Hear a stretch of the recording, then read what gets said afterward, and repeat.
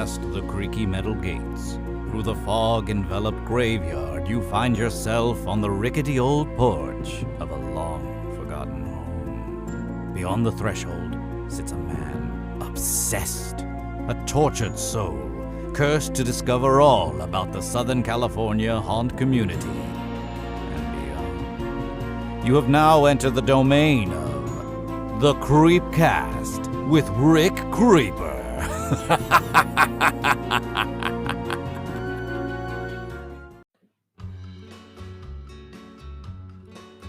Okay, folks, we're back at it. Episode 9 of the Creepcast with your host, Rick Creeper 11.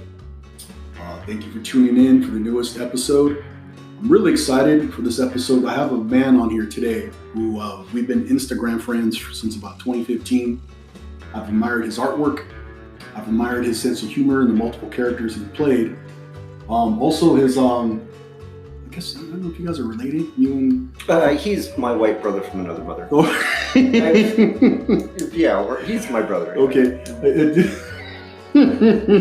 Yeah, he is. So the man I'm speaking of goes by the name of, and he has such a cool name. He has 3 names. Michael Lee Reyes, correct? That's correct. So for those that don't know, Mr. Reyes, he is he's the co-owner of R&F Customs. You can find him on Instagram. I will definitely put the links in the description where you can find him. Really nice guy. Has a funny sense of humor. I've always geeked out some of his little videos, little vignettes you've done of the stupid shit you've done. And we have a passion. We both have a passion for hot sauce in Mexican food. So. Yes. How are we doing, sir? Doing amazing. Thank you for having me on here. You look the same way you do online in person, which I'm not shocked. Well, I'll take that as a compliment because a lot of people, Photoshop or edit, or maybe they wear a ton of makeup and that's who they are online. But when you see them in person, it's like two different people. So I'll take that as a compliment. I just recently discovered apparently there's an app where you can edit your facial features.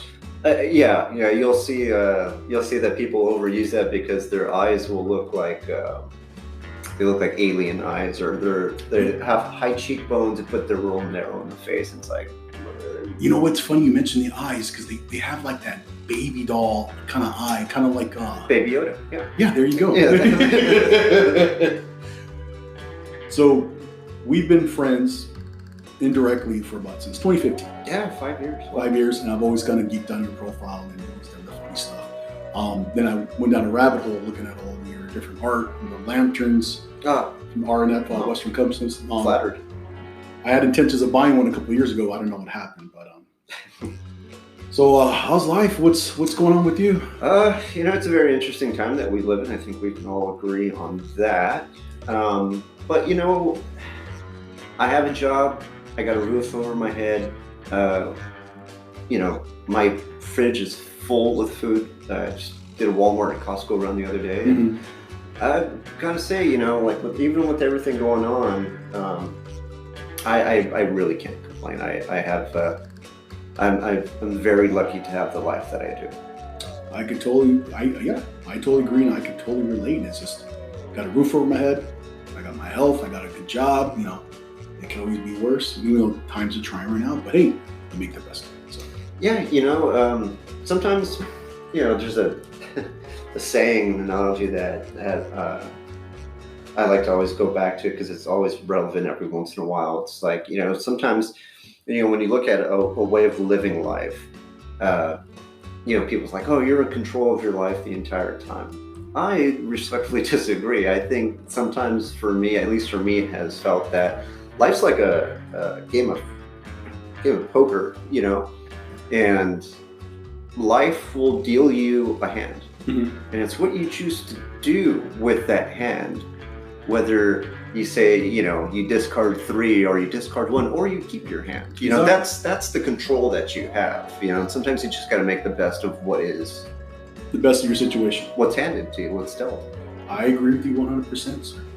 But no, the other, getting back to that, I had a day, and so lights on my motorcycle stopped working, mm-hmm.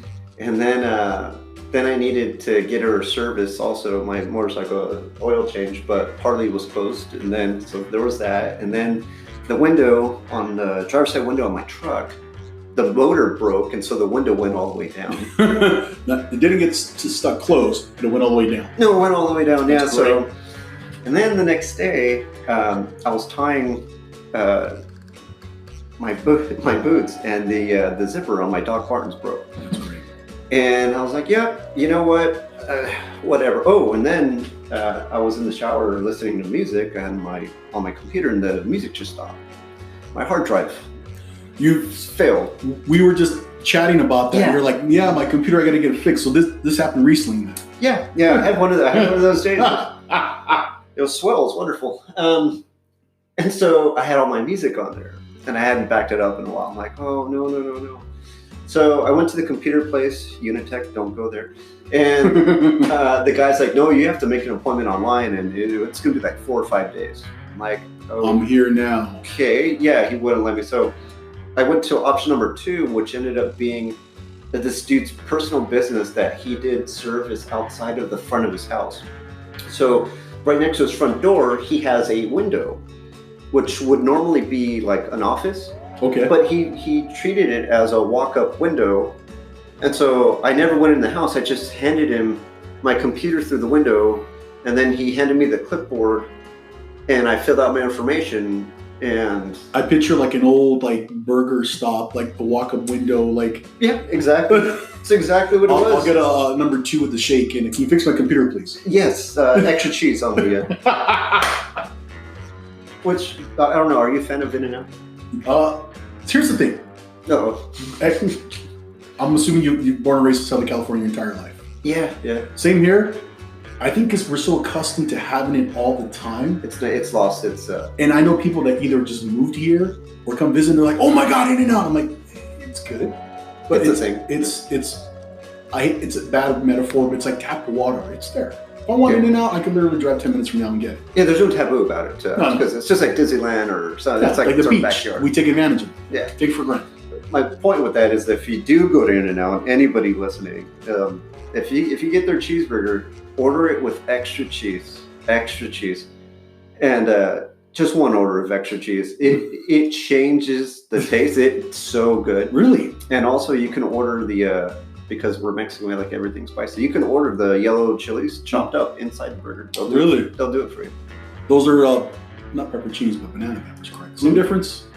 Yeah, yellow chilies. Yeah, it's Okay, the ones that you order with the ones that you see at the Jim's Burger with the chili carrots in the containers. Jim's Burgers. Yeah. I always had a running joke where I'm like, yeah, I'm going to the gym. I'm going to Jim's Burgers today, off Euclid and whatever out here in Anaheim, Geez, we went off a tangent. So you pretty much, life's going to deal you the cards, and it's a matter what you do with them. Yeah. Oh, that's what it was. So even though I had all these, I got my computer fixed. He was able to put in a new hard drive, and I got all my songs back, which I spent last night, reorganizing. But even all of that, and still I was like, whatever. Like, I've been through worse things, things that almost killed me. I've lost, parts of my body, and when you compare what we're going through to that, it's like, no, this isn't that bad. No, it's not that bad. I hear you. So a little history about R&F Western Customs. How did you and buddy Dan start that? So I was living in an apartment at the time, and Daniel was renting a room in a house where the family had they were expecting, and so they needed the room, and so Dan needed to find a place, and they had just raised the rent at my apartment complex. And so one day, over some shots of Jack,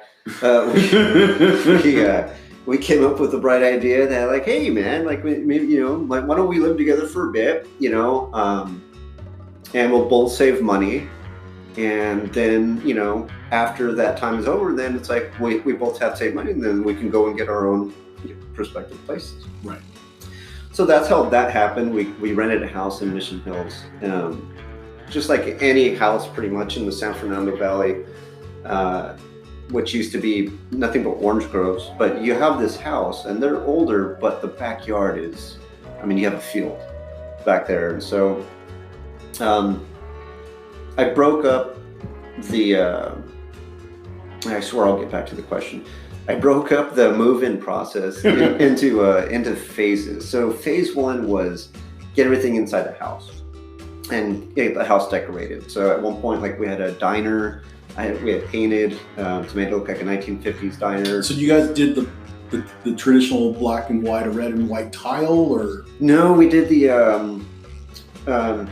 pastel colors, a lot of like. We did the 57 Chevy turquoise on the wall. Okay. We did the white trim. We purposely took off paint to make it look like a Route 66. We did Route 66. Okay. Little diner. Cool. We couldn't do the tile because, the company that owned the house, they had put carpet in a dining room, which I don't understand why you would do that. Was it a hotel? That's weird. It was a single story house, a 3-bedroom, 2-bath, but I don't know why you would put just carpet in. That's like putting carpet in the bathroom. That's a sin. Yeah, you don't do that. So, and at one point I was contemplating buying the house, and so I was like, well, if I do that, I'll just have my dad. He's a handyman. He does tile. I'll just have him rip it out, and then we'll do black and white tiles, and then we'll actually do red, sparkly 50s booths. Like tuck and roll. I picture like the old tuck and roll leather interior. Yep. With the little metal, rivets or whatever they are. Buttons, yeah. So that didn't happen. But anyways, we did the diner. We did a horror hallway, and so we got that house, the house done, and then. Phase 2, we had a detached garage. Phase 2 was the saloon, in which we filmed. Jesus, theme park. Yeah, we filmed a couple videos in there, like especially with me and Carlos. But yeah, that was a garage that we just converted into a saloon, pool table and everything, and that was pretty awesome. Was this pre-man cave era? Is this like where the boys hung out and Yes, this was the Hellcat Saloon. It had its own. It had a name. Wow. And actually, we had a buddy of ours. He's a photographer. He did a model's photo shoot in what ended up being our town because I couldn't stop myself.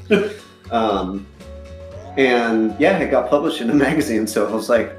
So you turned the detached garage into a Hellcat Saloon, which eventually did a photo shoot, and you guys were hanging out. And it ended up in a magazine. Cool. Yeah, and people were asking where this bar was, and it was like, it's my garage, and it's in my backyard. But then phase 3 was the back, and so on the outside of the garage, because you had the garage door, and then you had the actual door. It was on the side of the house, so I built and prior to this, I didn't know how to use a circular saw. That was just something you say, Dad, But my dad, actually, we went down to Lowe's, and he showed me the right tools I should have if I was to be doing this woodwork. And I learned how to work a circular saw and ended up building a wooden Western deck, complete with a metal, the sheet metal awning. And then another deck got built on the back of the house, and then a workshop got So you'll see it was very fun to film in. Like there's a couple of videos that were done in the backyard. I think there's one where Miguel almost got hit by a spaceship that the Millennium Falcon shot down, and I think there was a stupid thing in there, but. Yeah, it was a lot of fun. And so getting back to the original question was, now I have this town and it's dark at night. And so we're sitting out there, in the wooden rocking chairs and on your wooden deck. On a wooden deck, having a cigarette. We did have a bonfire. And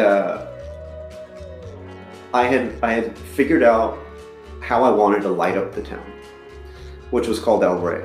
Short for days.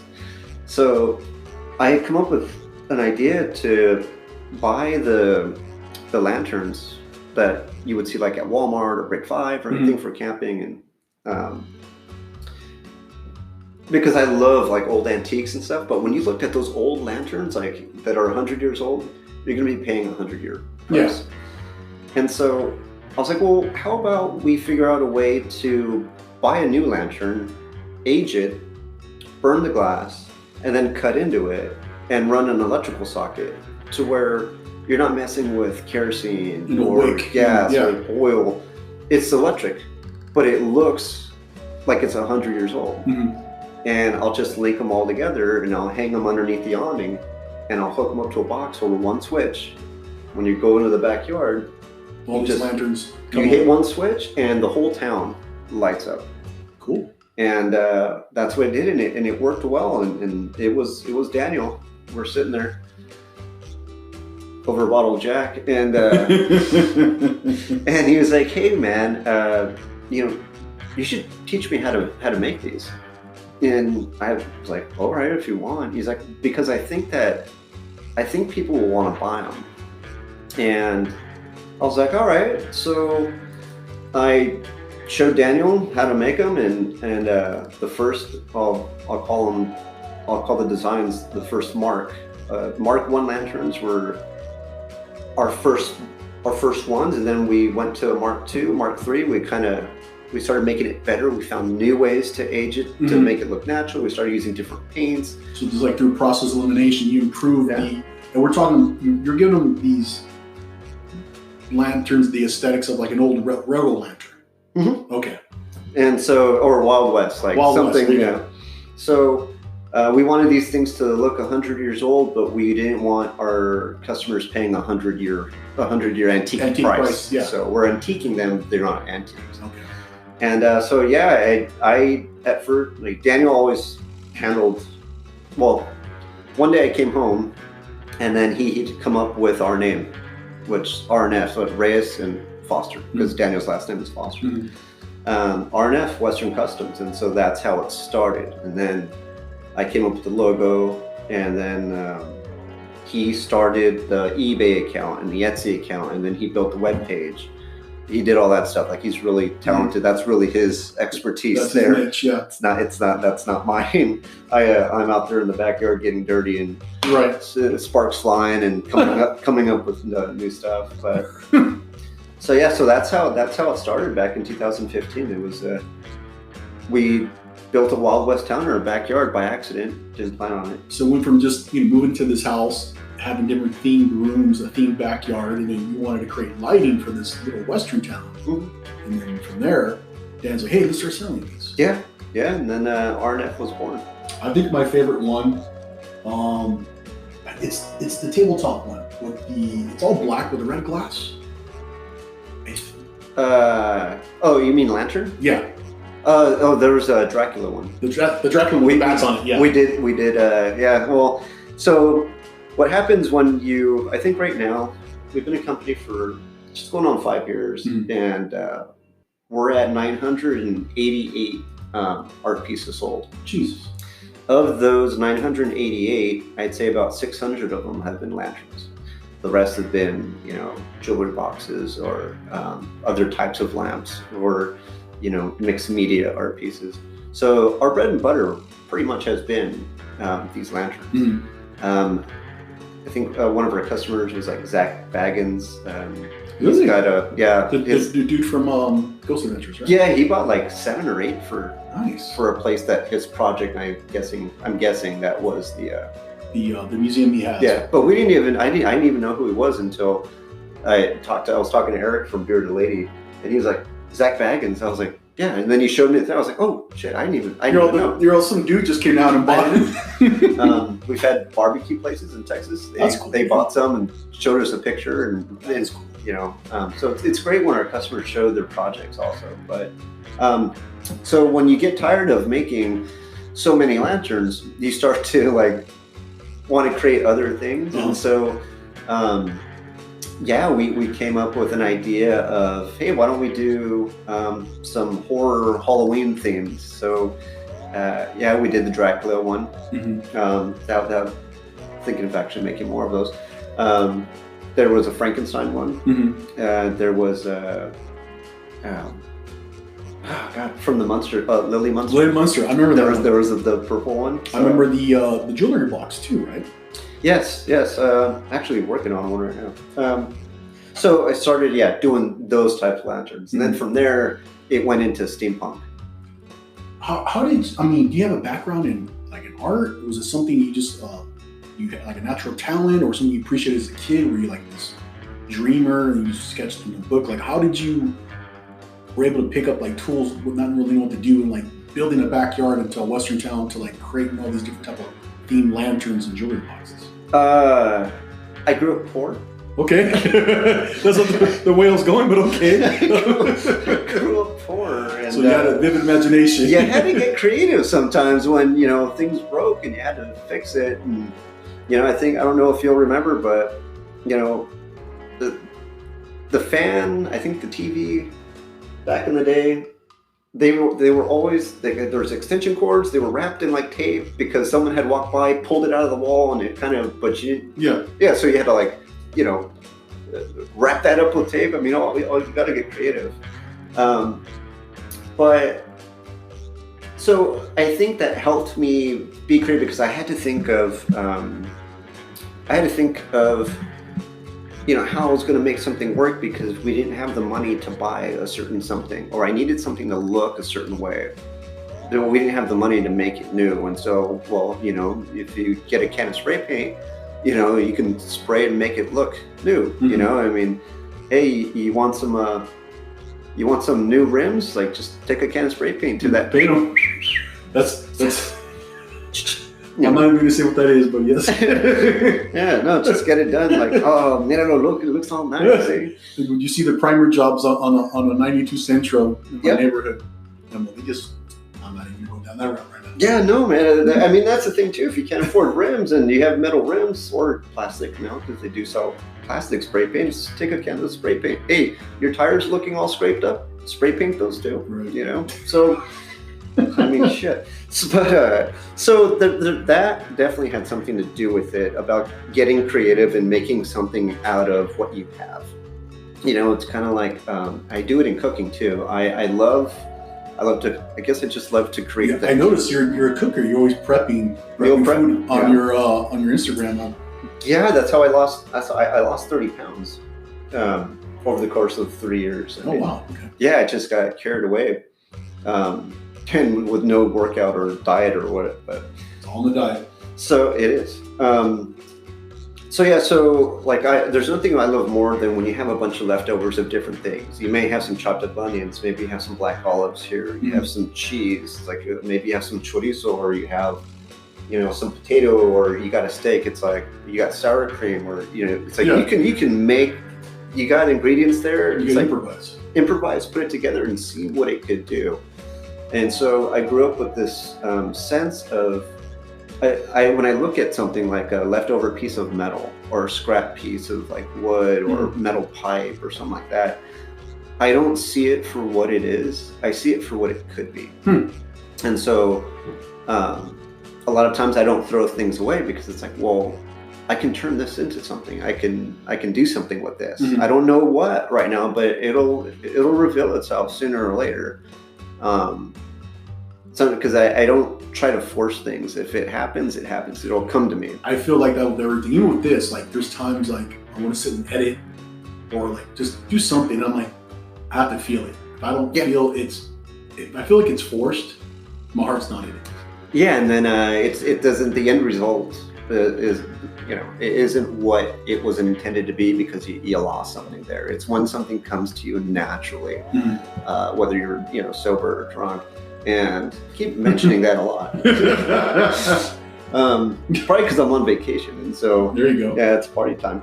But yeah, and then so I think that creativity has always been there, and I think it was as a result of something that was a negative that kind of became a positive. So I was always kind of creative, and I like to make things and customize things. But this actual, like the horror art and the dark art and the macabre, and I think that was really unleashed or unlocked by Tim Burton with Nightmare Before Christmas, and I know that kind of seems like a cop out in the horror community as far as like but no, it's not. It opened up my eye. I didn't know that all of a sudden here's this thing that these colors that are dark, but they're vibrant at the same time. And Dark, but it still had life. Yeah, life, and it's twisted, and things aren't perfectly. There's no perfect lines and everything. Yeah, there was no symmetry, but it was still beautiful. Yeah, and it was such this abstract, dark, beautiful little thing, and then it was also a musical. Like I didn't, Yeah. The only musical I had any idea was, Rainy Day Classroom, TV strapped onto the black curtain. Mm-hmm. Mary Poppins and Bedknobs and Broomsticks, Sound of Music. You know what I mean? It's like those are musicals. Yeah. Those are classic. But other than that, I didn't know about that. And I'll tell you another thing is when I went to go see Sweeney Todd. Yeah. No idea that was a musical. I thought it was a movie, and I'm like, this is a music. Yeah. Same thing. Sat there. I'm like, what the fuck? I have a confession. But I loved it though. I did the same thing with a movie called James and the Giant Peach. It was an animation. I got stoned out of my mind, thinking it was gonna be this cool animation. I had no idea it was a musical, and I sat there and watched the entire thing. So that was the thing. I remember walking out of Sweeney Todd and really, thrilled. Is that I was glad that it was a musical actually, because I understood more of what they were saying. Mm-hmm. Than if they had just spoken it. Like the fact that it was through, music. Mm-hmm. Music, you can feel the emotion and feel everything instead of there's them something just about talking. music that's captivating. Yeah, definitely.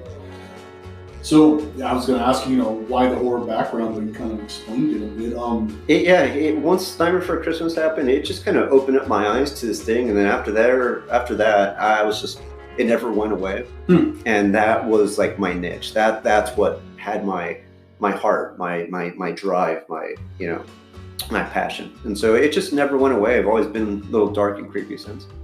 Interesting. So I'm gonna ask. We're gonna talk about that a little bit more. I'm gonna take a quick little break. All right. There's so much I want to ask you, but I don't want to bombard you with everything at once. So we're gonna step out for a little bit. Again, this is episode 9. I'm here with Michael Lee Reyes, half of R&F Western Customs, funny man on Instagram. Dresses pretty cool. He's got a nice haircut as well. And eventually, we're gonna talk to someone else who's in the studio, but I think he's outside smoking a cigarette or something. But we'll be right back.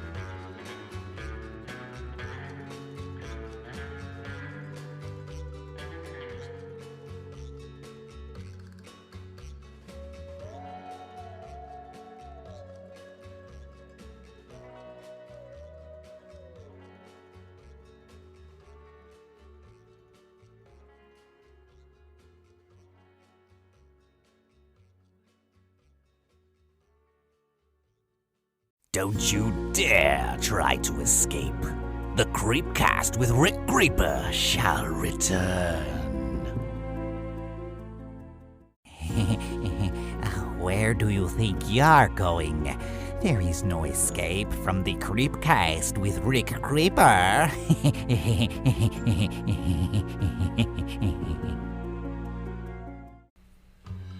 Okay, we're back, episode 9, with my special guest, Michael Lee Reyes, one half of R&F Western Customs. We'll definitely put the links in the description of the podcast where you can find them on Instagram, and also the website where you can find their cool merch and artwork. Alrighty, sir, so you talked about some of your influence to do the... Excuse me. Oh! Excuse me. I did not know. I did not know that you were recording already. Why didn't you come and get me? Hey, man, you were outside smoking a cigarette. we're not doing this right here. I don't understand why you always have to leave me at it. Okay, Milo, you know what? Sit down, and we'll get to you eventually. Okay.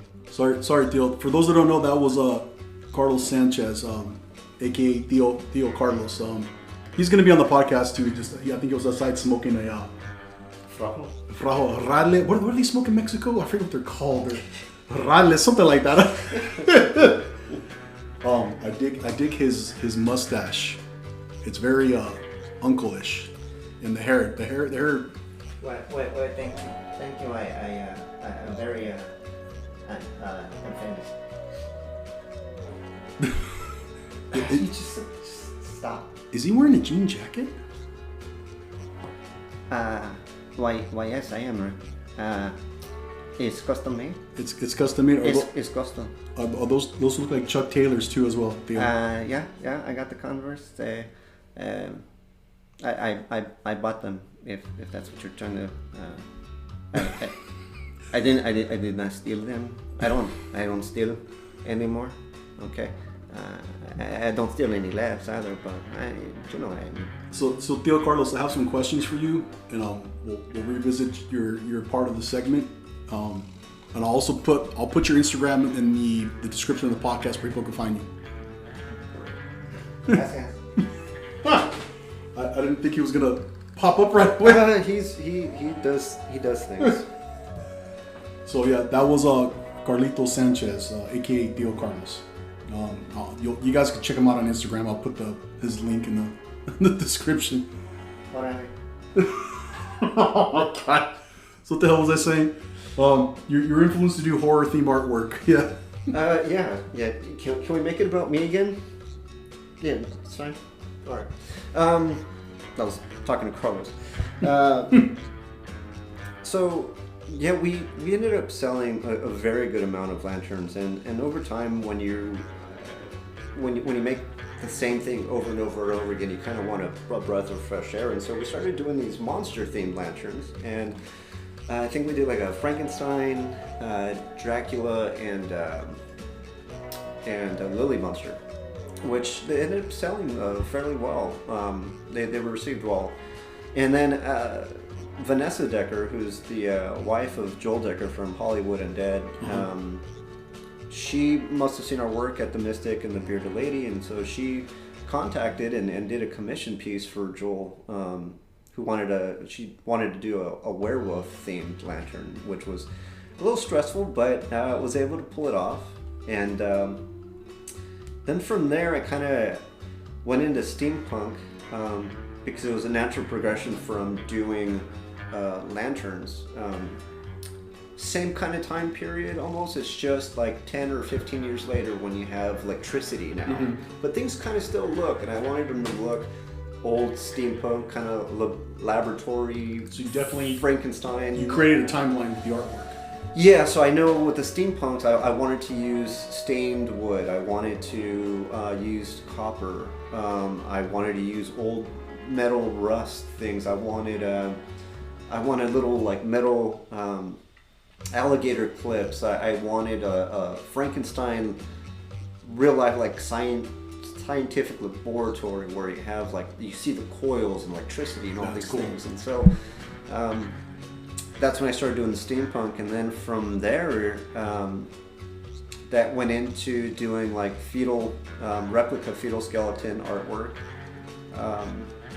and that same time period, the very first major mixed media piece I did was a piece called Little Joe. And Little Joe was a barber. This is the story. He's a barber in 1920s, and he had a little mustache and he had a little top hat. He actually had a little black cape, like a magician's cape.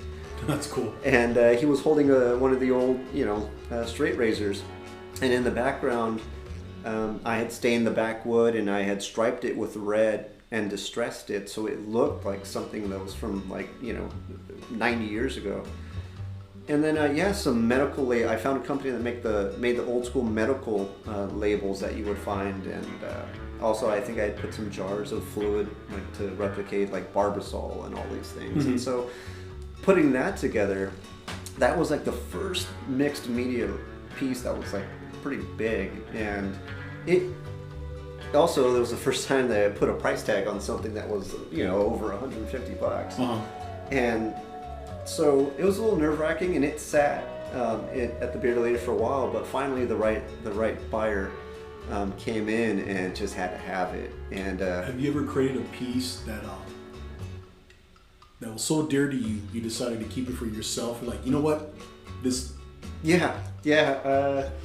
So there's a couple pieces. So there's and I find that as I started making these other mixed media art pieces they get bigger and bigger, they get more intricate, and I have to keep track of overhead of materials, like of what these things cost, and I also have to keep track of my labor, of the time. It's really easy to get lost in something and spend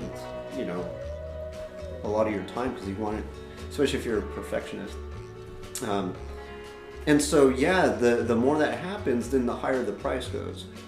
And so the last piece that I did that with was the gas mask angel with the wings. I remember that one.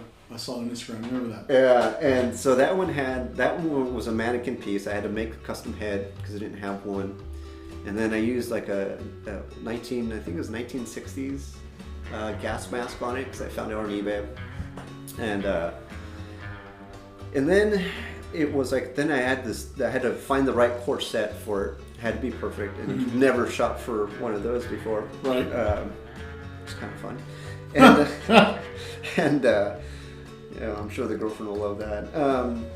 And so then I had to cut into this thing, and I think it's like fiberglass, and so it's very messy, and you got to wear a mask, So I cut into it, and I painted the inside, and I ran lighting into it, and I made these doll heads, and I put them in there, and then the wings, I had to get the right wings, and so I can't remember exactly how I came up with that idea, but there's something really sexy and just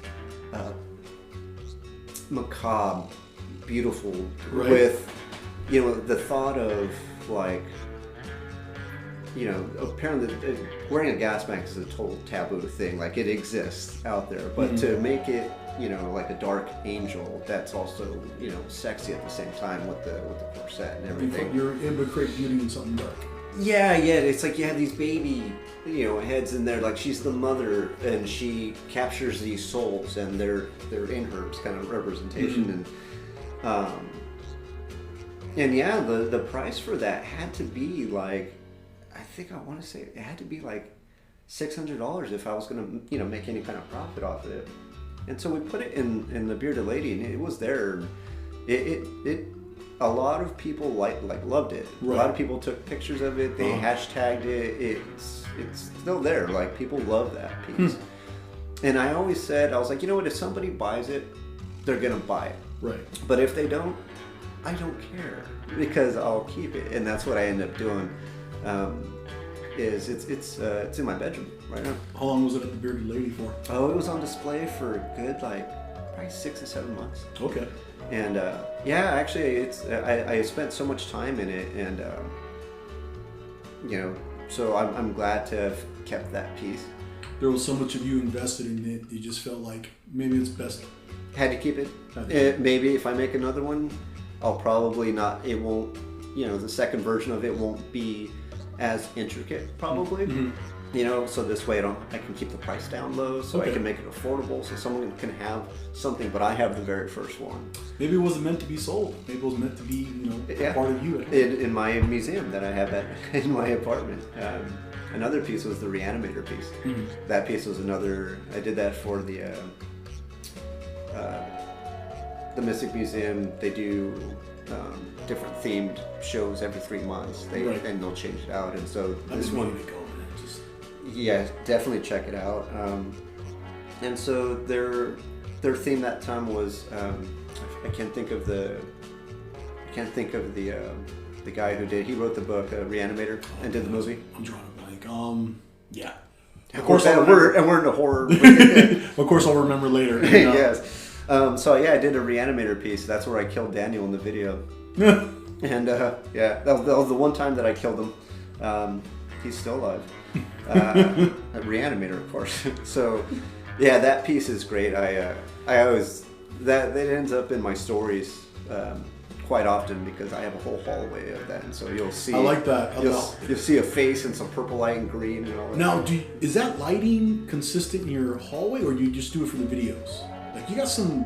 No, that's consistent. So it looks like a goddamn like a haunted house I would work in. Yeah. Okay. Yeah, and it's a great bathroom light. You know what I mean? When you're trying to make your way through. And, yes, that's natural light.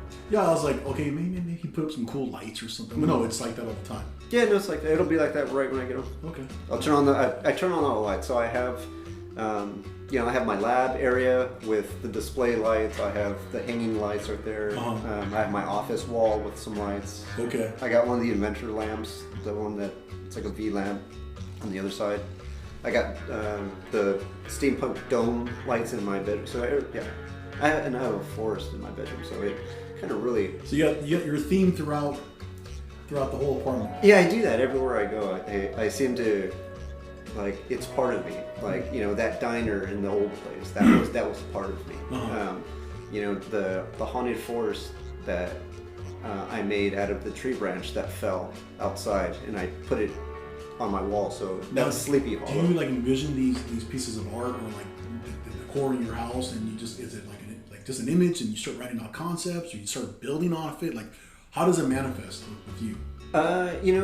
For anyone that's ever like moved, moving's not fun. It sucks. Yeah. But there's that excitement when you walk into your new place, and it's blank, it's empty, and it's like. Again, going back to like, I don't see something for what it is, I see it for what it could be. So an empty room, I see it as a canvas. Okay. I see it as a blank piece of paper, and so I sit down in the middle of the room and I just sit there and I stare. And, it's kind of meditating with your eyes open, and I can picture what I can do. Like, what theme do I want to go with? What colors of that theme do I want to go with? And what materials do I want to use? Often, then what I'll do is, since I started building and learning what I'm capable of, what I'll do is like I'll go into a DIY or Lowe's or Home Depot, and what I do is I walk every single aisle, and I scan every single aisle, and it just gets stuck in my brain. So, in the future, if I have a project that I'm working on, or doing interior decor or exterior decor, and I need something, I know where to find it because I've seen it. Okay. Because I've already scanned the store already. So it's a memory, you pretty much mental note. Yeah, things get stuck in there. Jesus, it's not like me. Okay. It happens with movies too, like quotes from movies. Like, if I like a movie, I can recite the whole thing. One of my friends, Emmanuel Menju, who actually does the voiceover work for the podcast, me and him will go down a rabbit hole of the movie Snatch. And, he's a voice actor, so I can't do the accents. I'm horrible. He does. And then, we'll have the dumb one-liners, like only me and him know, like Looney Tune one-liners, but yeah. Yeah. No, so, that's how it comes. It's just, I've especially now that I've done some of the things that I've done now, and now it's there's no putting it back in the bag now. So even when I moved into this apartment, my apartment's one giant art piece. Just one big canvas that I live in. Yeah.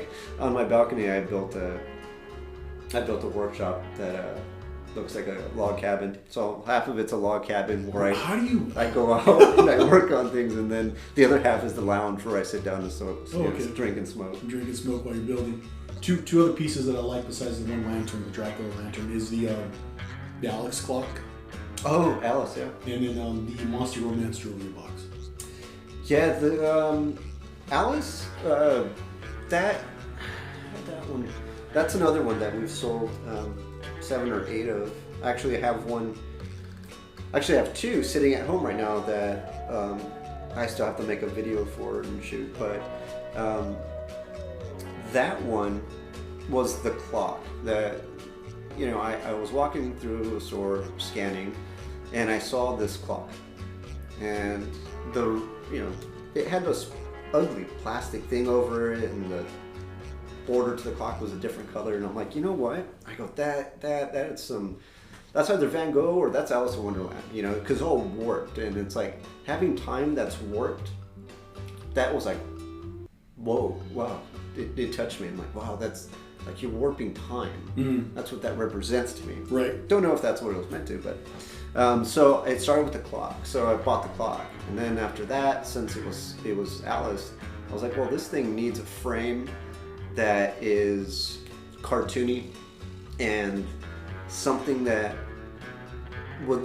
you would see in an Alice movie, whether the cartoon, which is great, right? Especially if you're, I mean, there's all kinds of hidden innuendos they say in Alice, like acid trips and all this stuff. You ever heard LSD and there was always like the urban legend or lore about if you play a certain Pink Floyd album to it.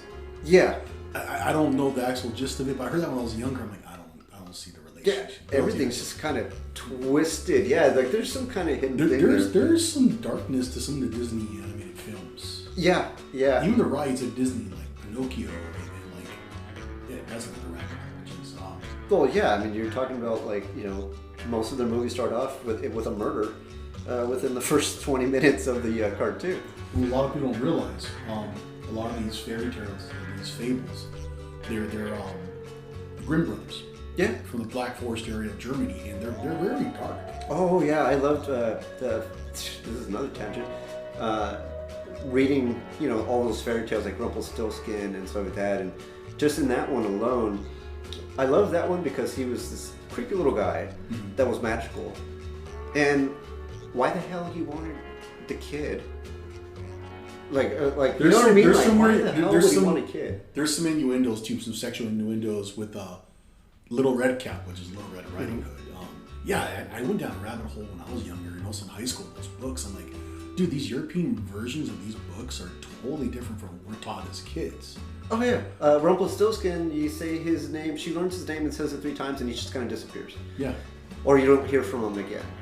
But in another one, he gets so pissed off that he stomps his foot through the wooden floor, and when he goes to pull his leg out, he pulls so hard that he rips himself in half. Very different version. Okay, see, it's just... But yeah, I love that stuff. But that frame had to be twisted like that clock, like that reality. And so then the frame came, and then it's like, all right, well, before you put the clock on, like, what are you seeing? I'm like, well, I'm thinking cartoon, I'm thinking stripes, you know. So I'm like, okay, so before I attach that, I need a piece of wood, need to go to the store for that. You know, all right, what's the right gauge? Cut it. Paint it, tape it off, paint it, and then it's like, all right, cool. Now, you know, once you put the well, for extra detail, I was like, all right, I want to represent Alice in here herself. And so, yeah, I found the ribbon that was the same color as her dress in the cartoon, and with the little white lace. So I put that down the middle to represent her, and then the clock, and then I painted the clock so it would stand out. Now, are you sketching this out or writing this stuff down, or are you just building as you're going? No, you just kind of look at it. So there's no like diagram or like bullet points like a notepad. You're just like, I'm just gonna put this together. Not for that. No, I found that when I was doing exterior design, when I was building, I would need to measure some guesstimation. How many planks, how many 4x4s do I need? How many of this, so that this way, when I get to building, I don't have to stop. You don't think the Home Depot 5 times. Yeah, I just knock it out.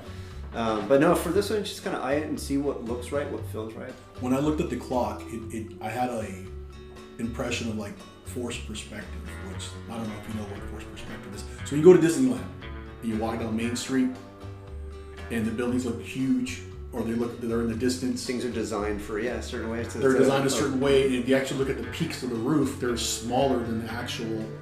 I think I'm explaining it right. The actual structure, like the. I don't know. Is it Cinderella's castle? Yeah. Or Sleeping Beauty's castle? I think it's Sleeping Beauty's. The castle is actually smaller when it gets closer to the peaks of the towers, whatever you want to call them. If you were to get up there like on a scissor lift or a boom truck, it's actually almost not miniature, but it's scaled down. Yeah, no, I would, and this thing actually is huge, but it definitely looks a lot bigger. Is Harry Potter the castle at Yeah, Universal Studios. That thing right? looks It's massive. When you see that from far away, you're like, whoa, yeah. But you can actually probably climb it, But Right. it doesn't. It looks epic. Forced perspective. All the theme, like that whole section of Harry Potter, the peaked roofs. That's all forced It's perspective. great. It's They great. make it architecture. look like it's these huge, towering, just like buildings, but they're not that big. Yeah, that's fun. Like when I walk through there, that whole little town thing, it's like that's so fun. Their bar there, like I geek out Yeah. because I'm a Dungeons and Dragons nerd. I play role playing games. So when I was walking around with the girlfriend, we went there for Grinchmas. We're dating at the time. We weren't official. I just totally had flashes. I'm like, dude, this is like total like Dungeons and Dragons. So I could walk around with armor and I'll hit someone with an axe, which wouldn't be the right thing to do, but that's why we have Ren Fair. But that's another story. Yeah, no, it's funny you say that because I like when I go there, I'm like, man, it would be cool to live in a castle, Right? The bar and the restaurant in there. Yeah. Even then, it's like, man, you can take out all these tables and put a couch and a TV, and they can just live here. Live there. Have like an open fire pit. Yeah. This is also coming from someone who's always wanted to live in that superhero warehouse where you get to ride your motorcycle on the freight elevator. Just go up. And then just park it in your living room. But, I used to, the Harry Potter thing, I used to go there all the time because, Dan does voice work for Transformers, but Dan, he's also the Grinch. He is? Yeah. I'm wondering if we were there last December. Did you wait in line? We wanted to, but we saw. I was like, it's too long of a wait. It's long. I wanted a coffee, and then we were right there watching the Grinch. People were geeking out on him. Okay. That's what was great when we were living together. Is that he'd be sitting there watching the Grinch all day long to get these lines, and you got the right. Does he work? Does he work Halloween Horror Nights? He did that 2 years. And then after that, he was too old. He was too sore. What do you know? What mazes or characters he played? No. The first year, I think he alternated. Sometimes he was about the plane crash. Other times he was in the quad. Others like that. And then the second year, I think he was more because he was returning. They gave him another swap, but it would change. Mm-hmm. But yeah, with the whole running up and scaring people and doing that, when you do that for you. Well, this year should have officially been my third year scaring. And I'm 45. I discovered it at 40, 2 years ago? 43. Did you ever post about that? Yeah. Yeah, I remembered because there's only a handful of people on Instagram that would reference certain things, and I knew what it was because of Daniel. Yeah. And so, it was probably yours. I was like, oh, okay, like he's older, but he's still doing it. And I think you remember saying something like how much you loved it. I was always a fan. From a distance. That's what your post really came across as like, man, this guy is in love with the fact that he still gets to do this. And I think it was like I was finally in a position as far as a career, like I had the freedom, I had stability, and I had the freedom like with vacation, I could take time off. I tried when I was younger. I've told this story before, and I was like, fuck up. And I tried other places. I'm wearing the shirt one place that didn't hire me. That's their loss. That's ironic. I'm wearing their shirt. I still love this. Yeah. But I took a chance with an independent honk company and promoter. I'm still close to all these people, and I just love it. I love it. Just the art of the scary performance. And I'm not one of these I'm the boogeyman. It's like I'm very interactive. Very no, you find new ways to get creepy, and so that, and that was such a shame too. Is that you'd get the people that would get these people. The patrons are paying to go into an event to have an experience. Mm-hmm. They know damn well they're going to get scared. And then when it actually happens, you have those closed-minded people, or idiots for lack of a better word, is they get pissed off or they try to attack the performer. It's like, you ass. your girlfriend got scared, and because you wanted to be El Gallo Negro and all macho, right? Now you're threatening the performer. It's like, her getting scared, that's you getting your money's worth. You'd be amazed how many people have gotten hit. I got pushed by the chest, but it was a reaction. It was. I've heard male and female punched in the face, hit, threatened, assaulted sexually. It's some people are there's ill intent everywhere. Yeah. But there's the people that geek out. Like I love the set designs. detail, lighting. I would hate to build those and then have to tear them down. It's so much fun. I built a few pieces here and there, but I'm that dude that's walking through and I'm looking at everything. And that actor's like, hey, what's up? Good job. But if they have very intricate makeup, or they're very elaborate and detailed in the conversations and captivating, I'm like, oh, look at this. I don't like, and then I said this before, I don't like the female scare actors. The little tiny ones. Uh-huh. I don't know what it is. It's associated with the dolls, and I don't like dolls. When they pick up on that, they dissect me. Anyways. Yes. So you obviously love building, creating, and it just you see something and it goes from a concept to an actual creation. What were some of your, like, could you think back some of your influences when you were younger, like even 10 years ago, or when you were like a kid? Like, was it movies, influence, like movies, TV, film, books, cartoons? I mean, we're almost the same age. Yeah, you only got me by 8 years. 8 years? Yeah. Well, we're ballpark. Yeah, we can relate to things. Okay, so yes, I will say the influences. Obviously, the big one is Tim Burton. Okay. 1991, Night Before Christmas. That really opened up a new type of art, and I know that, you know, it's a popular one. It's Andrew, but it really did at the time. I was 83, came out in 97, I was 8. I was like 8, 9 years old, and I was like right there, right at a prime moment, and seeing that, those colors, the design and everything, it really changed things. And then with the music, I didn't notice it right away, but Danny Elfman he is amazing. Amazing. I went from being a fan of Oingo Boingo to him. Yeah.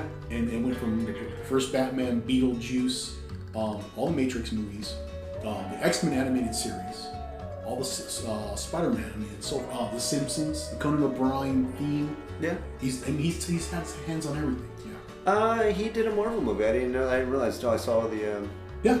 And what Marvel movie did he? Was it Was it First Class? X-Men First Class? No. It was Avengers. Oh, okay. Yeah, I want to say he did either Endgame or he did Infinity War, but I saw Danny Elfman and I'm like, what? I don't know how I know this. There was a show called Desperate Housewives. Yeah. He actually did the theme. How do you I have no idea. I'm a Universal guy, and they take you on the tour, and you go on the street where it's the Munster House in the movie The Burbs. Yeah. And they're like, Danny Elfman. And but he did the theme to Desperate Housewives. You know, that's a jack of all trades. And so with the music and everything, that in itself, that's something I still use to this day when I'm there's nothing greater than you make an art piece. Mm-hmm. And there are times where I'm listening to a certain song. Yes. And it put me in a certain mode or mood, both. And I will put that on repeat and I will listen to that for as long as it takes me to build or finish the art piece, because I want to stay in that mood. What kind of music were you listening to when we were building? Well, you know the movie Seven? Yes. Okay, so Trent Reznor, Nine Inch Nails, he did a version of, it's not Closer. Yes, from Johnny Cash. No. Closer. Okay. Yeah. No, it's not the Johnny Cash, it's the I Want to Fuck You Like an Animal. Oh, yeah, okay. The one with the gas mask and the pig and all that That's stuff. right, yeah, you're right. All right, so I remember when I was working on the Angel, I remember that music video because that was early 90s and that was when MTV was cool. And MTV actually showed videos, yeah? Yes, and I remember them showing latex and maybe a gas mask, but I remember the pig's head turning around and it was just and I have the remix version, which is the version that's on Closer, or on 7, because it's different than the version that's regular on the soundtrack or that we hear on the radio. This is a different beat, and I can't remember how I found it or came to acquire it. I probably can, but I'm not going to say it. Anyways, so I had that song playing on repeat for hours while I was building the Angel, to where I even put that as the song in the video that I did, and I got away with not getting hit by Instagram for copyright because I got hit a couple times. So all the videos you post on your profile and for R&F Customs, you edit all those videos yourself. Yeah. Really? So it's fun to, one, make the art piece, but then two, it's fun to, use your iPhone or use your Canon to sit there and make a video.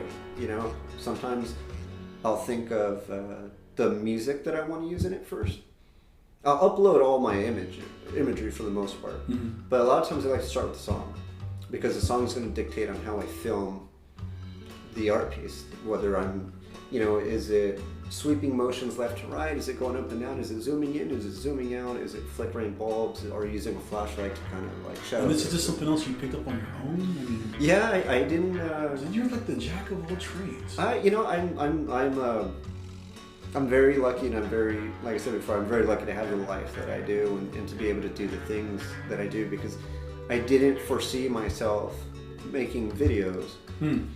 And all that was technology. It was a couple apps. I only use a couple apps, and they're so user-friendly for stupid people like myself to figure out.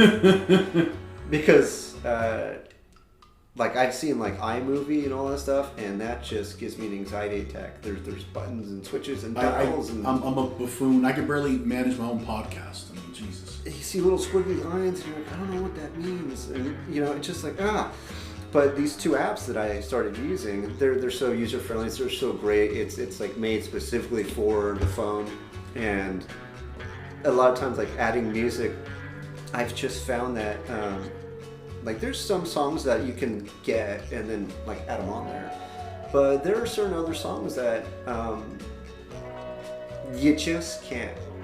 And so figure out a way to where it's like, hey, even in the app you can turn on the microphone, and if you're using a laptop or a computer or something, or even your phone, if you have, well, you can't use your phone for that, but if you had your iPod, just get like a little small single speaker, little portable speaker, like JBL or a little something like that. And if you hold your phone with the microphone at a certain height, at a certain volume, it sounds the same. Sounds the same. And a lot of times that's how I get the music into the videos. So you're very you resourceful. You figure out a way to do it. Yeah, because I grew up poor. It makes sense. the one video that kills me, and I actually reposted it, and I've watched it a million times. It's you come back grocery shopping. And you're like, I forgot the tapatio. And you kneel down, and you're like a superhero, and like this cosmic energy, like this, like you teleport back to like the supermarket. But it was like before you teleport, it was just like top 40 music, whatever it was. No, sometimes I'll put funny things in there, like I'll put a Justin Bieber song in the background, because I think I do listen. Don't judge me, but I do listen to some Justin Bieber. He's a catchy little fucker. But sometimes I think it's funny if, like, in the background, faintly you hear, don't you give up, nah. It's like, why the hell is he listening to Justin Bieber? You were listening to something. I'm like, what is this? It was Bitch Better Have Mine, wasn't it? Was it? Yeah, it was Bitch Better Have Mine. Okay. Yeah. And I thought, hey, you know what? That might be a little added little touch, a little sprinkle of something on top, just see if people catch it. It was funny because I heard the song, and you're like, I forgot the deal. You kneel down, and you teleport. When I went to the market, it was bandas, because it was and you go to the Mexican marqueta, and it's banda music. And what kills me, you went from like top 40 music to banda. I'm like, okay, he's either at Vallarta or Northgate or one of the other markets, and then you grab the tapatio, the big tapatio, the big one, and you like do the eyebrows with the camera. I'm like, that fucking video kills me, because you're like, I forgot the tapatio. I don't know how many times I've gone grocery shopping and I forgot the tapatio, because I have one here at the house, and I have one here at work as well. Oh yeah. Yeah, you got it. The story about that is I did forget the tapatio, and in the app that I use, they had just come up with this effect on there, and I'm like, well, how do you use this? And so the first part of it I filmed was when I had to go back to get the tapatio. And then having to set up my phone to record in an aisle way where people are walking by and kids and stuff like that, and not have them look at you weird is one thing. So I filmed that part first, and then when I got home, I filmed what would be the first part. So I filmed it backwards, but I did actually forget the tapatio, and what I was cooking You needed Required. yeah, you could not have it. So that's Was that the real music at the store, or you put that in there? no, I put that in there. I totally put that in there. They were playing like probably some like Enrique Iglesias or something like that. I was like, I heard the music. I'm like, okay, it's probably music from the store. And so you definitely have a sense of humor with all your different posts, the stupid things. I went down a rabbit hole like for years, and even recently, you did different characters. There's Chuco, right? Well, there's Chucho. Excuse me. So you have, I have an idea, but I don't have an idea of exactly how this started. But so you have Miguel. He's flamboyant. Yes. He's very flamboyant. Mustache, Cuban hat, very high pitched.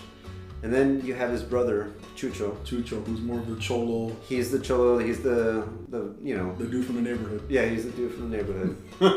And then you have Carlos, and Carlos is a Sanchez. Mm-hmm.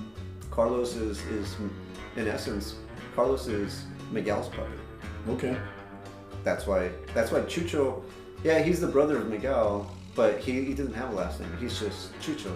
Okay. Because what Chucho in Spanish would be like Jesus, or I think so. and so, yeah, it's a nickname for Jesus. So, but Carlos Sanchez, and I don't know where the fuck he went. He's here somewhere. Yeah, he's running around. I got some questions for him when he's ready. So. But yeah, that's technically that's Miguel's puppet. I haven't really revealed that, but yeah, that's the hierarchy of that. So you're definitely an advocate motorcycle rider. Yes, sir. What kind of bike you ride? I have a 2009 Harley Nightster, which is a blacked out Sportster with 16-inch ape hangers and 60 bars in the back. So she's a bobber. How long have you been riding? 11 years. You know, as a kid, I would ride my bike to school and to work and every day because Dad was working, and I always pretended like my bike was a motorcycle. You know, and I think his name was Kid. Did you go up around bikes? Like, did you have family members that rode bikes all the time, or a neighborhood? You know, my uncle Paul is a biker. He actually, you resemble him a lot when he was younger. Beard, trucker, you know. Full head of hair. Mm-hmm. Thought thinks he's Elvis every once in a while.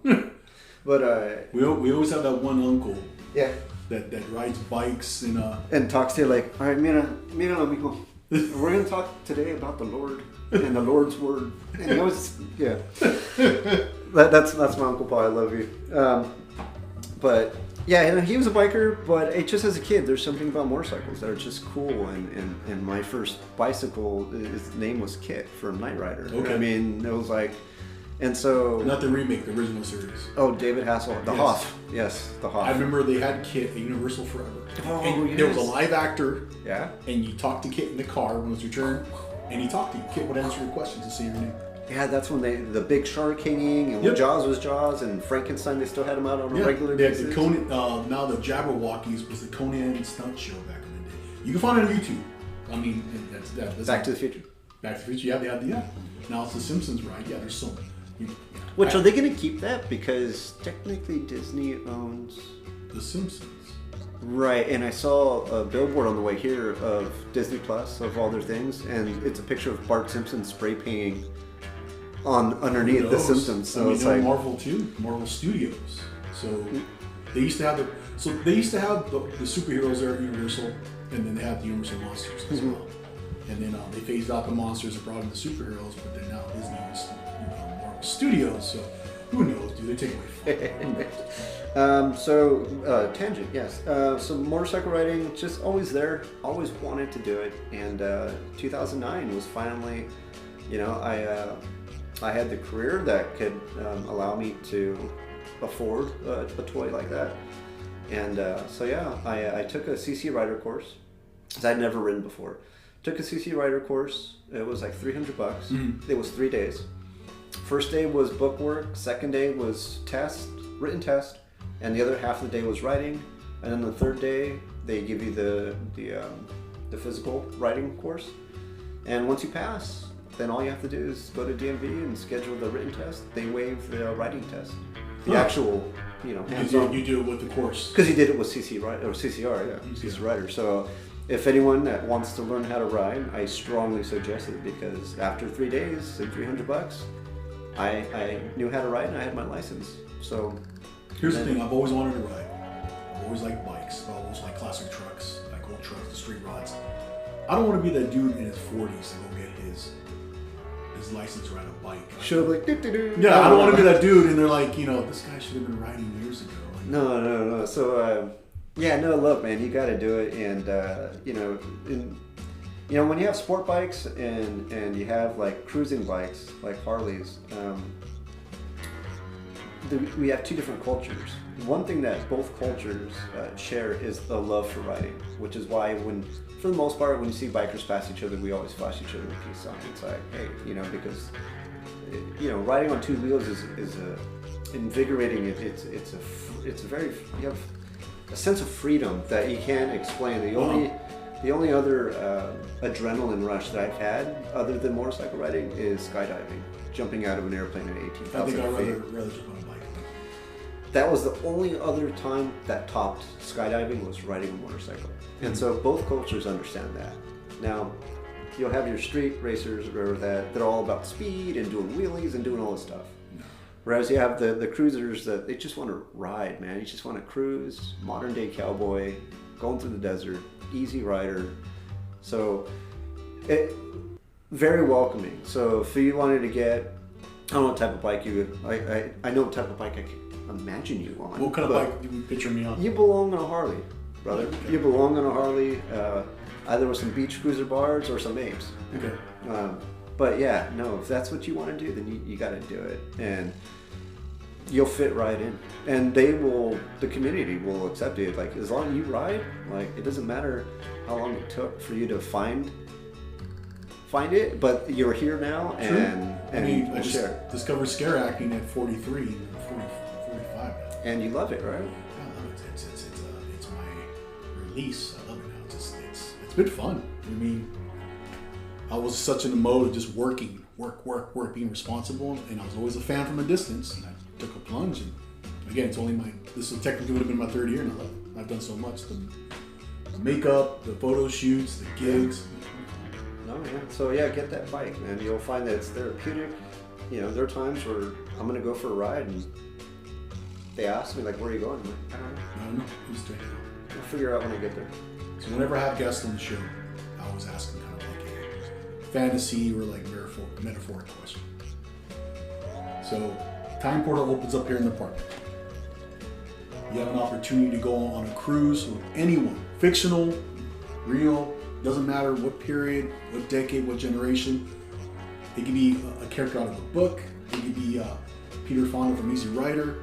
It could be Stallone, whoever. Who would it be? Where would you go and why? Wow. That's a good one.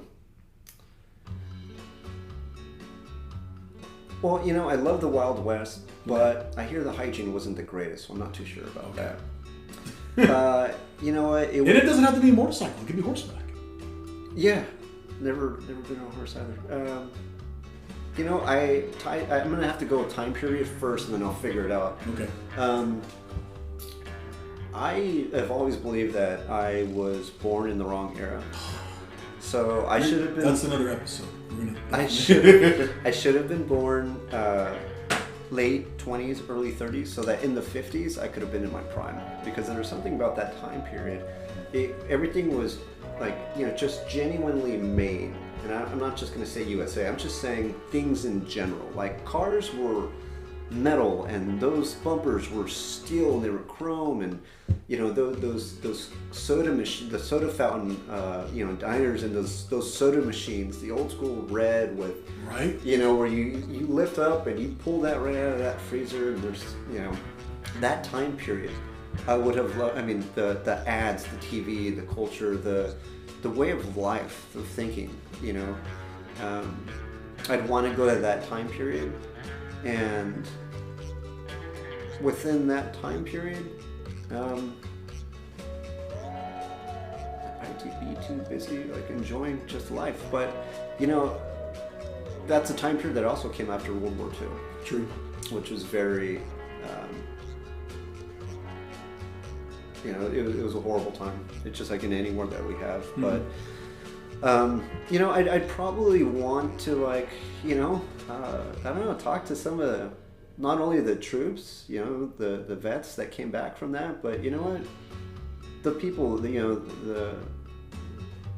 like, you know, Winston Churchill for, like, you know, and I think, getting my presidents, I remember Churchill, but I don't know whether it was Eisenhower or Roosevelt. I don't recall it. I'm going to butcher it probably, so. One or both of them, probably, I don't know. But just talk to, because those speeches, I don't know if you watch like the History Channel, but I've seen all those, like I'm a World War II buff, so I love. My dad was too. What, you know, you listen to these speeches, oh, we will never surrender on the beaches, in the air, on the sand, all this stuff, and then you have, you know, America at the time, like finally getting in, and so yeah, I'd want to talk to vets, I'd want to talk to like, you know, famous figures, like just to like really know like what it was, because in the 50s, it wasn't that long after that, you know, you're coming out of recession and wartime, and what was life like back then too? We see this shiny, everybody smiling and waving, and you know, ice cream floats, and you know, cool motorcycles, you know. But what was life like then? Because I know what life is like current day, coming out of a major disaster, and what we're coming out of today, I think it all caught us by surprise by not taking it seriously at first, just hearing about it, and then all of a sudden, it's all around us. Oh shit! And you can't even buy toilet paper, and didn't see that one coming. Didn't see being stuck at home. I never would have imagined being in a position like this. And so, what did they go through? You know, with you know, power outages, you know, conserving power, and women going into the factories and trying to, you know, work during the daytime so that you don't have to you're using the natural sunlight to work to save that way, you know, scrap metaling and everybody doing their part, you know. I remember my dad telling me them practicing drills. This is during the Cuban Missile Crisis. Oh, fallout drill. Yeah, fallout drills. Yeah. And this is a man that was an immigrant that came to this country. That's another episode. So you definitely feel like you go back to that era, just ride around and just talk to the different folks and. Just off the top of my head, I can't think of any one person that I'd want to go. I mean, I'm sure they're there, fictional or non-fictional, but definitely I want to know. I'd have to pick the location first, because I have to know what life really truly was like during that time period. I think that's why I gravitate. You know, for example, in the apartment, it's an old Victorian home in the historical district. Great, by the way. I've always gravitated to old cars, older movies, older homes. I don't like anything modern or new, and I've always felt like I don't belong where I was born. You know, like the era I was born, I've always been infatuated with, like, you know, the dark age, you know, armor and weapons and castles, and then like chainmail. Yeah, chainmail, the Old West. It's like, you know, the eras, the 20s and 30s. I love big band swing music. My dad's like cars from the 50s and 60s. I had a '65 Ford pickup at 100. I love that. Did you have the Mexican blanket also? you don't reupholster the bench. You just throw the Mexican blanket up from TJ. Some white wall tires. So what's your future look like as far as R&F Western Customs? You know, I've kind of been like lagging lately. One thing the stay-at-home thing did was it gave me time to dedicate to art, and so I the positive in all this is I came out of it flourishing. I have a ton of doll lamps, which I know you love. That last video with the doll's heads, I'm like, it just yeah, that's right. I did a video too. I showed you what I was doing. So I have all those art pieces, and now I just have to like make videos and photo them and just put them out there. I think lately I've been focusing too much like on comedy or just posting things that are relevant that I feel people can relate to, and I think that's what makes it funny. Is that but it's still fun, it's still enjoyable. You're getting a sense of enjoyment out of it. Also, you're providing something to people as well.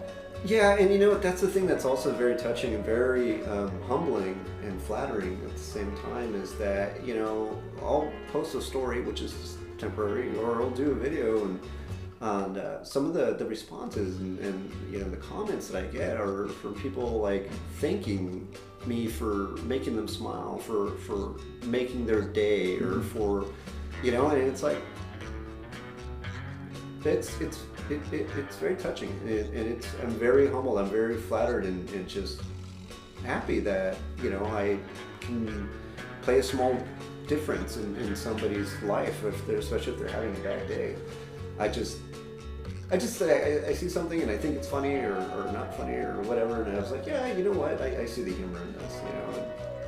And with doing the you know, the COVID videos, you know, I think that the one that I did with the main one I did with Billy Joe Armstrong singing I Think We're Alone Now, it's like that's a cover that he did while he was at home. Mm-hmm. And so I had that version in my head when, you know, and I'm seeing things and like Flatten the Curve, and you see that old man walking, elderly man walking with a face mask and a cane with the sun going down. That reminded me of Walking Dead, but the intro. The zombie slowly walking. Saw that and I'm like, oh, that's a good one. But yeah, that video was like, it wasn't made to like make fun of like, you know, the time that we're going through or anything. It was just during this stay-at-home thing, we've all been kind of stuck inside, and so so this video was mainly comprised of temporary stories that I did that had gone away, that nobody has access to. I was like, well, I like to put the compilations. Like, all right, well, I'll put the stories in a video, and so. There are days of me just staring at the camera with, you know, crazy hair because I can't get a haircut, and every day is like yesterday. And there's a picture of me jumping up and down in the hallway like I'm at some club. It's like, no, just in the hallway. Just me. Yeah. Now back to bed. You know, going out and finding toilet paper, like that of me saying, holy shit, like that really was like... That was an natural reaction. I went to Bond's at 6:30 in the morning on Mother's Day. I remember like it was the day that my first child was born. The day that I bought toilet paper. I remember this day. I do. It was 6:30 Sunday, Mother's Day, and I saw toilet paper and paper towels, and I bought the biggest packages I could, and I walked out of there like I had just won the lottery. You know, it was like, I felt good about myself. Right. So, I don't know, I guess the point I'm trying to make is that, you know, I tend to think things are funny when it's everyday things that other people can relate to, because I think that kind of engages with people to like saying, right, don't you hate, like, you know, when you're on your bed and your phone, it slips out of your hand and smacks you in your face, and you're just like, yep, that's... It's all relatable, because those are things that we actually do. Yeah. And so, yeah, I have fun with it. I didn't expect such a reaction, a positive reaction to it. You know, at first it started off with art, and then every once in a while, you know, a comedy video would come out, and people would respond to the comedy video way more than they do to the art. And then the only other thing was the occasional selfie. What's funny is I told some people in secret, not secret, privately, you were going to be on the podcast. And it was like, oh my God, I love his art. Oh my God, he's so funny. I'm like, well, yeah, you know. You have the fans that dig with the comedy you make, and then the fans of Theo Carlos too, and the fan of your artwork as well. It's almost like different communities. Some of them are combined, but different communities. But yeah, people, and that tells me, people love to laugh. You know, and if I could help people do that or smile, then hey, why not? So what's so the R&F, I'm gonna get off my ass and just start posting more art and making it available to people instead of just having it sit around my apartment. So what has Carlos been doing? Theo Carlos been doing during COVID? Being a little shit. Hold on a second. See he's around somewhere. He's probably outside. Hey, are you smoking again? I think he's smoking on the porch. Put it out. He has the worst mustache in the world.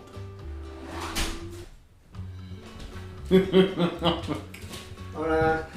Hey, Theo, what's going on? Nothing much. Sorry, I you know, he likes to talk a lot, so, you know, I just figured I'd go outside and have another flower. That's cool, Theo. So how you been, Theo? What's going on? I've been okay. I don't know if you saw my, ¿cómo se dice? Instagram? Yeah, my Instagrams. Okay. Theo, I think it's Instagram, not Instagrams. Same difference. Yeah, same chat. So yeah, I had like a lot of toilet paper and I had tapatio and I like had some beans and stuff. And like people were concerned because they saw that my tapatio was low. But what I want you all to know is that I still had a big jar of tapatio that he had bought a long time ago. So, and tapatio, it doesn't go bad. It doesn't. Do you keep it in the fridge or in the cupboard? The tapatio. It's a good question. A little bit of both. Right now, it's. Where's the tapatio? It's in the cabinet. It's in the cabinet right now. I personally think it's a sin to put it in the refrigerator. That's just me. I like it in the cabinet. Room temperature is best. You know? Oh my God. I mean, I think so, but what do I know? So can I ask you a couple questions, Theo? Sure. So May not answer. So what's your story like with your background? Like tell me something about yourself personally. Not to make fun of trading or anything, but I remember it's 2017, and I went from working in a factory or being in one, and then all of a sudden I was shipped to some dude's house. Okay. Yeah, it was crazy. It was crazy. Are you a single man or are you married? Are those gunshots or like fireworks? Well, I live in Santa Ana. Okay, so the gunshots. Yes, it's 4th of July around the corner. Like so. gangbangers. Gangbangers. With their guns. Yeah, most likely. Pistoleros. So Theo, are you a single or married person? I had a girlfriend, but she left me. Do you mind if I ask why? Sancho. For those that don't know what Sancho is, it's like It's the other dude. the other dude. There you go. Yeah, the side guy. Why don't you have like a TV series or a movie? You need to have like a show, like a Netflix, or like maybe like the Adventures of Carlos Sanchez, like a movie or something. You know, I can't say too much about it because he'll get upset. He's not as nice as he looks. But there's something in the works. Are you talking about Michael? Michael is not a nice person, or no, he's in the other room. So like he's a little creepy, eh? Like you don't know what it's like to like live in a house with all those creepy art pieces around. Like a lot of times I think he looks at me and like he's gonna like mount me on the wall or something. Is he gonna turn you into like a lamp or something? I don't know, but I don't know. Okay. So there's something that we're working on, but yeah, it's coming. There's something coming. So what is your guys' relationship, you and Mr. Reyes? You know, like him and I are like he's the boss, obviously. I actually like I'm Miguel Sanchez's puppet, like I'm his little puppet, eh? like that. Oh my God. Correct. So Miguel is like me and him are like family, like we're like related. But Michael, like he'd be like my uncle. Well, so he's your uncle. Okay. Yeah, he'd be like my tío. So I'm gonna ask you a couple random bonus questions. Is that okay?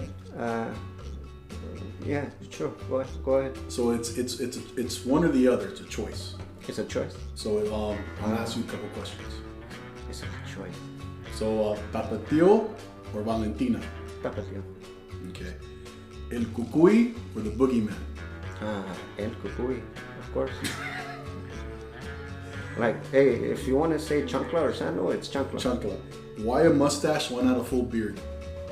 You know, a mustache, because I'm a lover, not a fighter. I think like a beard, I think that would make me look like, you know, like scary. Whereas like the mustache, that says like, hey, love me. You look like you should be hanging drywall with a mustache. I'm sorry. No, that's fairly, ¿cómo se dice? Accurate. Accurate. Yeah. At least I'm working indoors. That's true. Yeah. What are your future plans? You know, I relax at home. I am looking for a new girlfriend, Okay. a novia, not a Sancha. You know that something serious? I was online dating. There's this thing that's what was it? It was Not Tinder, was it? Well, no, not Tinder. It's Plenty of Puppets. Plenty of Puppets. Is that like a phone app or something? It's Plenty of Puppets. You know, I don't know if you can take my phone now. That's a nice phone you got there for a puppet. Hey, they take care of me. I told you, like, I'm famous and stuff. I noticed. Practically get like I get more comments than he gets on his art pieces. Fuck that shit. I noticed it in your profile on Instagram. So, hold on. Don't look at some of these pictures. So that was Camille and like Recommended for you. Yeah, and like this is a couple and they wanted to have like a threesome. So it was weird. So this is like a swingers profile or like a dating No, profile? it's just that's the profile. And then like there's another one, Tammy. She got a big rack. I'm sorry. Yeah, no, yeah, sweet, single, and sassy. Yeah, but she looked like she was like fake. Her personality is like what you see. So I don't know, like it could be something, but I don't know. Oh my God, the puppets.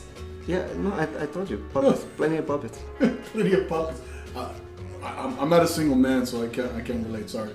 And really, she looks like a hot mess. like a. That's what she looked like. Carlos, where can we find you on Instagram? You can find me either at my own Instagram page, the.carlos.sanchez, or a lot of times I like to hang out on Michael Lee Reyes' page because, well, I get more attention that way. I noticed that. Well, I'll definitely put the link in the description of the podcast where they can find you and also Michael as well.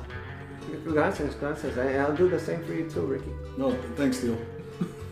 I think that's it for questions. It's been a fun episode for having both you guys on here. No, thank you. Yeah, no, great. It's been. This was fun. This is a first for me. That's good. Anything you want to promote before we sign out? No, thank you for having me as a guest on your show and in your home. And yeah, thank you to all the listeners and yeah, I really appreciate everything. Any future plans besides, making more art, videos, and just have a good time, whatever that is. Well, it's been a pleasure to have you on. Likewise. You're always a gentleman to me online.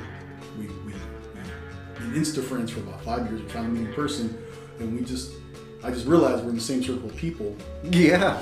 Earlier, in private interaction. Small world, though.